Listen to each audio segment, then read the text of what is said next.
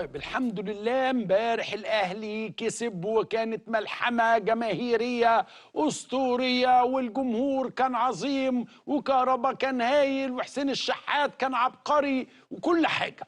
بس انا عايز اقول لحضراتكم وده يعني امر ما يخصنيش قوي، انه المرحله اللي جايه مش زي اللي فات. اللي جاي حماده واللي فات كان حماده تاني. احنا بنتكلم على الترجي، على الرجاء، على الوداد. اي فريق من دول مع احترامي للهلال لن يكون مثل الهلال. الثلاث فرق دول قمر كامل، قمر من الكبار كده بينور.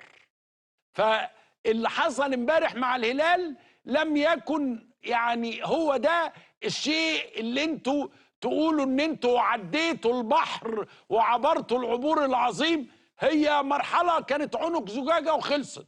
انما حقيقة الامر مستوى الاهلي هيبان بقى بعد كده في التصفيات القادمة اللي فيها خروج سريع، يعني فيها خروج يعني من مباراة على طول ونخلص.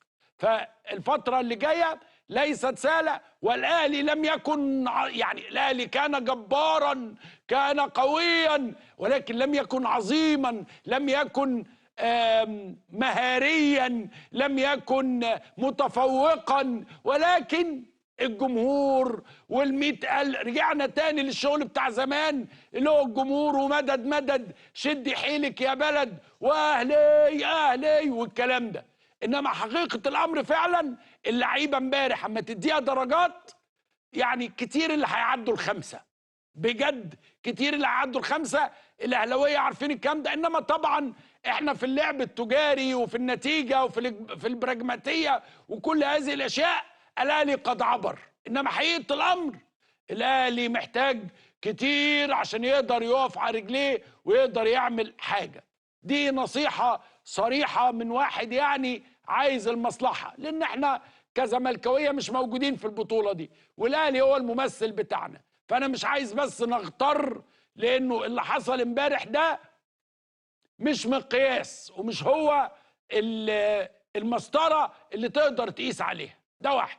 اتنين، امبارح حصل احداث غير الاحداث. طبعا كلام عن حاجات حصلت في الماتش ومشاكل وبتاع. ايه اللي حصل في الماتش امبارح؟ حقيقة الامر انه بصراحة الجمهور المصري والامن المصري كانوا في حالة مثالية. الجمهور كان رائعا والجمهور كان مثالي ولم يقم بأي شيء غير أخلاقي.